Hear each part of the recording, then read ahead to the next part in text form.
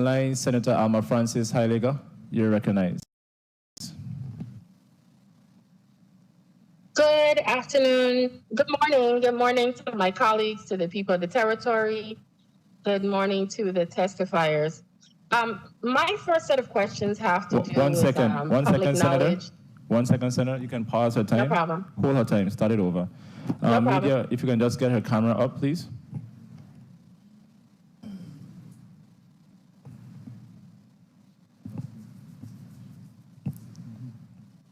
Okay, you may proceed. You may proceed. There I go. Thank you. Good afternoon. Good morning once again. My first line of questioning has to do with public interaction and knowledge. The first question I want to know, Ms. Carty, how do you think the people of the territory generally understand the terms and the rules surrounding Act 8680? Because initially there was a lot of confusion when the bill was initially passed. How do you think you guys have done with educating the public so far and getting them to better understand about the act?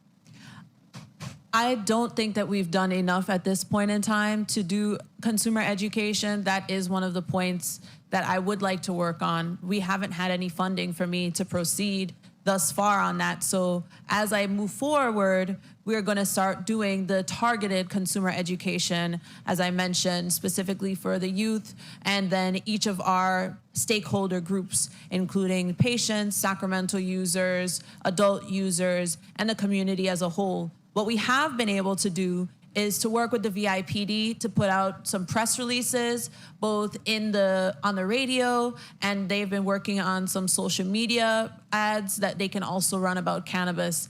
And as far as the radio ads, there were two versions, a grassroots version and a very plain spoken version, and why every time I speak, I try to be clear about the differences in what we're doing. I find that the greatest deficit in community knowledge is between cannabis and hemp, and I can understand why. Okay, well, thank you for sharing that. And I am hopeful you guys will be funded shortly.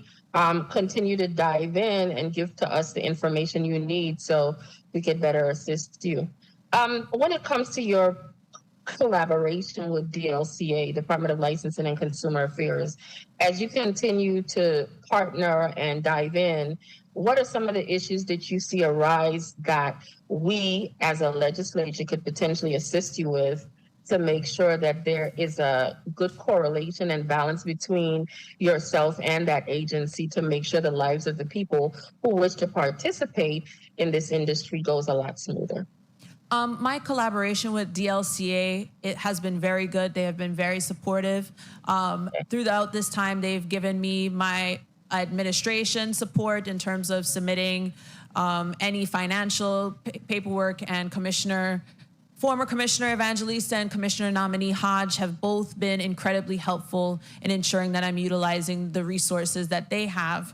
I even had office space there, and they make sure that I'm set up as far as our running right now. I foresee in the future that we're gonna have challenges as we grow, because they also, and I'll let Commissioner Hodge speak for it, but they also have challenges on office space, particularly on St. Thomas in the size. So as our office grows, that might become a challenge. And then obviously our budget and the amendments are the two biggest challenges that I think the legislature could assist us on.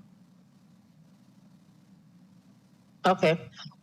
Specifically, I know in the testimony, I heard about this not being able to scan the licenses through BMV or something to that nature. Correct. Have you guys have any conversation as to how something like that would be resolved, or what your continued concerns are, or how it can come to fruition?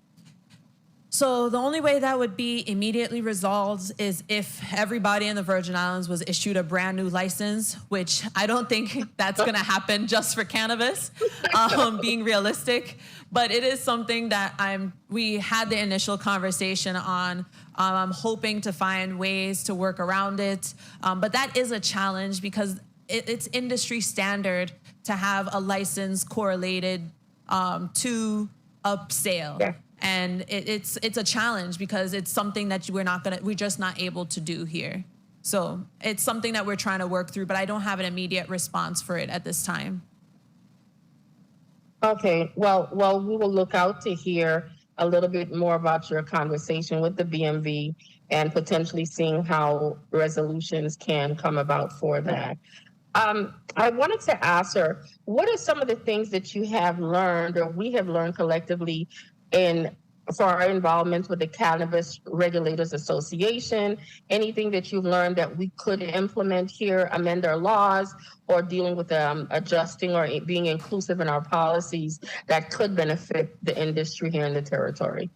Absolutely. There are a lot of lessons learned. I was able to have a great conversation with a ton of the regulators. A lot of the recommendations that I've developed as part of being in this process, as being the executive director, have come from resources that I've gotten being a part of the Cannabis Regulators Association. We share information on what's going on, the problems that we're facing. A lot of the things where I was able to come up with the language about hemp was because CANRA has had a robust engagement around hemp. They provide a lot of resources to me. Okay, thank you so much in regards to that. One of the things that I also wanted to ask about. You could just wrap up. No. Time? Just okay, wrap up. Thank you. Okay, I'll ask my last question. One of my colleagues spoke a little bit in regards to the amount of funding that we could potentially generate. If I recall, when we attended Denver, we heard that it could be anywhere between 25 million on the low end, maximum 40 million. But we also heard that a lot of those resources would have to go back into the community. But one of the things that the Brian Roach administration kept saying that they wanted to be at top of their list is licensing of various different types of cannabis strains as their main source of revenue. Is that something that you guys are looking into as part of ways to generate funding around this industry? Because they were very adamant, because when you look at 25 million, and by the time you have to put that back into the police department, health department, public relations, human services, that's a very small amount in comparison to what we might potentially have to pay back out. So I'm very interested in knowing about that other aspect that the Brian Roach administration is clearly shared with us or had discussions stating that is going to be their objective or major key as to bringing in revenues. Has that been part of your agenda?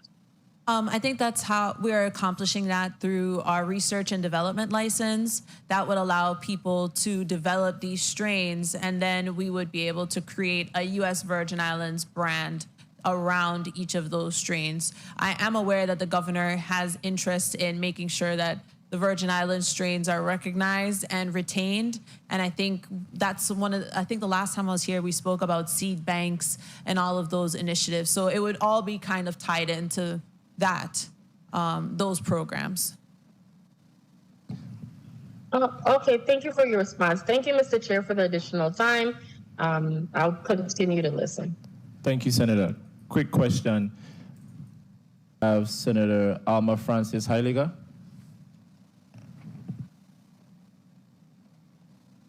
Good afternoon once again to my colleagues. Good afternoon to the testifiers.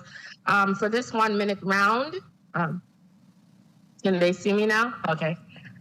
For this 1 minute round, my question has to do with wanting to know about the training specifically. You speak a lot about training in your testimony, and you just referenced it when you were speaking to one of my colleagues. How do you intend on getting that information out to the public specifically? What timeline do you see that training will be a part of your initial rollout?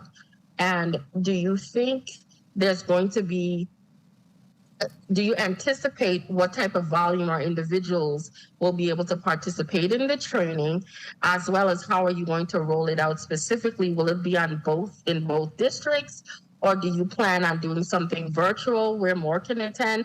Please expound a little bit on training for our public education. Thank you. So the training programs differ as in terms of the amount of people that are allowed to attend each type of training. It depends. As I mentioned, it's what we're looking at is a two-part training. One where it's more focused, more in a classroom setting. That's going to be for a smaller number of individuals, whereas a webinar setting would allow a greater number of individuals to attend. The governor has indicated that he would like us to have the training in person, as well as having a virtual component so that everybody has access to the training that wants to do it. As far as getting out the information about the training, I'm hoping to be able to do that through our channels, which would be the website, social media, and our newsletter that goes directly to over 480 subscribers, I believe. And then also, if we have the time, because sometimes timeliness is an issue, if we have the time to be able to set up advertisements in advance of the training, I would love to be able to do that on social media and radio through other traditional media channels. I think I answered all of your questions. Okay. Yes. Thank you, Mr. Chair, for this burning question round. Appreciate it. Thank you, Senator Francis Heiliger. So my apologies. Senator Alma Francis Heiliger, you're recognized for your 7 minutes. I appreciate it. I don't know, are you guys seeing me now? Yes, proceed. Okay, I think I see myself. Okay, thank you so much. Good afternoon to my colleagues, to the testifiers, to the people of the territory. My first set of questions has to do, I know some of my colleagues spoke about the leased property that's being leased by farmers. I think we've had, when your predecessor was here, we were told about 2 years ago that they were doing a full assessment of all of the leased properties that is being leased to farmers by the government. When he came back the following year, I was told they were still doing that. Can you give me an update as to if it's completed and what is the status?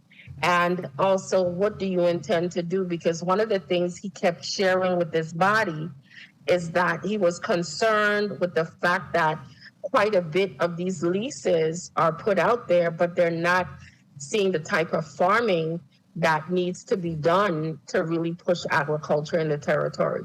And that's what he shared with us. What is your stance on that? And is this lease assessment completed? Thank you, Senator. The assessment has been completed. As I mentioned earlier, we have all the leases in hand that have expired. We have placed each of them in one of three categories. Category number one, those that we have no issues with and will be renewed. Category number two, the ones that are in non-compliance and non-productive and will not be renewed. And the third category is the category of probation. The farmers who perhaps have not made their best effort, but they still express a level of seriousness, we don't want to dismiss them altogether. We're going to be using our outreach and education approach and put them on a probationary period of 1 year and subsequently decide whether or not they should be extended. That's the categories that we have created, Senator, and that's where we're at. As I mentioned earlier also, although we have decided upon those that will be renewed, we have the concern that they have their supporting documents that have not been submitted to us. Again, through our outreach, we're trying to express to farmers what they need to do on their end. Number one, a letter expressing the intent to renew has not been submitted for most farmers. And number two, the farmers' licenses also have not been submitted. We also realize that some may not have had license for many years, and that is a requirement of the lease. So we're working with them to get them up to speed, get them on track for those that we want to renew. I hope I answered your question, Senator. Thank you. You did, and I appreciate it. The other question I had to do with the mini grants that were given out. I know you guys mentioned it a little bit earlier, said that there was over, I think, 100,000 that might have still been available. Correct. When I first, and you said it's a possibility why you still had funding. When I actually found out about it because I got an email with the explaining it and the application. And I was so excited by this program because I thought it was a great way to get our community involved, especially, you know, the backyard farmers, et cetera. One of the things I did as an individual is I printed out 100 copies. I let people know on the radio. They came down to the station. They picked up the copies. And I was very happy to see so many people excited. But when to hear it still had 100,000 left, I'm feeling some type of way because I thought it wasn't going to be enough money. How are we going to make sure that enough people find out about it so that more people can get access to this funding? Senator, as far as promoting that particular program and others, we are going to be utilizing our website and other media to do so.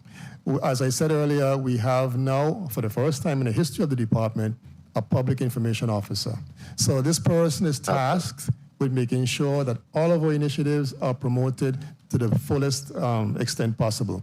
So that's what we plan to do. When you talked about some of the vacancies before, could you share with us, from your perspective, which ones you would put at the top of the list? Also, I wanted to really know about dealing with some of the individuals that work within the agriculture department. I had an opportunity when I was over there to come and get a tour, and there were several people that deal with like mechanics that were on an interesting pay scale. And I know that your predecessor kept saying he was really trying to get them some raises because the type of payment they were receiving was way below the standard. The mechanics and people that help upgrade and keep up all the machinery and different stuff that's owned and operated by agriculture. Tell me a little bit about that aspect as well, and what would you see as your top vacancies that needs to be filled in order to help push this agency forward? 2 minutes. Thank you for that question, Senator. With respect to the top priorities for us to be filled, one, our heavy equipment operators. We need more heavy equipment operators. We also need a few more laborers.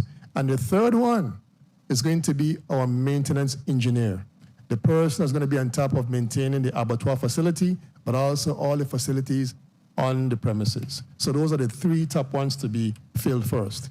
With respect to the low salary, Senator, we have identified 2 positions, and as of today, I make it 3.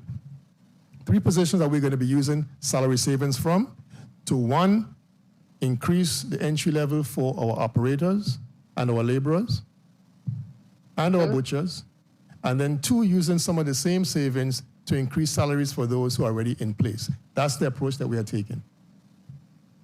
Okay. And hopefully we'll see some raises for the individuals that are putting in the work, because when I was hearing their salaries, I'm not going to lie, I was traumatized. And we seem to be having a retention problem, because even when you just spoke about going through the process of hiring an individual and then they decline, literally the first thing popped in my head was like, I wonder if they got a better offer somewhere else. Because we also have to make sure that when it comes to critical positions in our territory, and even with agriculture, people gotta be paid. And that's something we don't seem to be having a happy balance with. Did I hear time, or I'm not sure? I want to make sure. Time. Huh? I'll let you wrap up. Go ahead. Okay, thank you.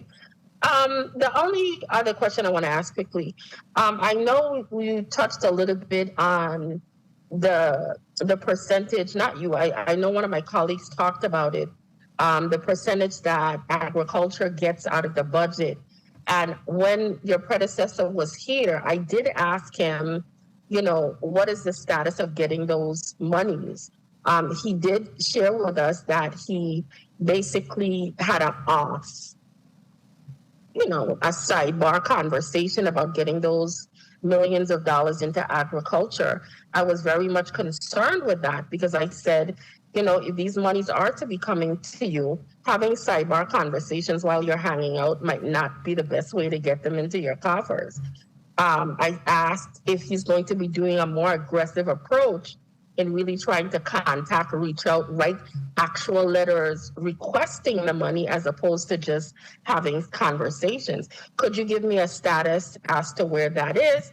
And if you have not received any of those funding as yet, what is your approach to try to make sure they're turned over to agriculture?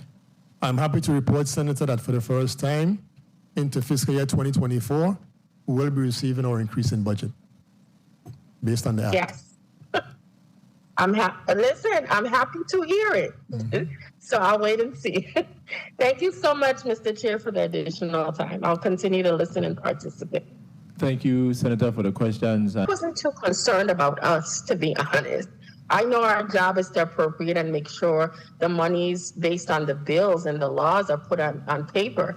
But I always get concerned because a lot of times we might put out as many appropriations as we want. It is still up to dealing with finance and the office and management of budget to disperse those fundings. That's where we seem to have a lot of confusion with people that come back to us. So thank you so much. And that's why he's a commissioner and not us, so that's their problem. Respectfully. It's a problem till the people start calling us. Yeah, they cabinet meetings, they have to discuss that. We're not in those cabinet meetings. But I understand your concern, in all honesty and all seriousness. I respect your meetings. Yes, we do. Quick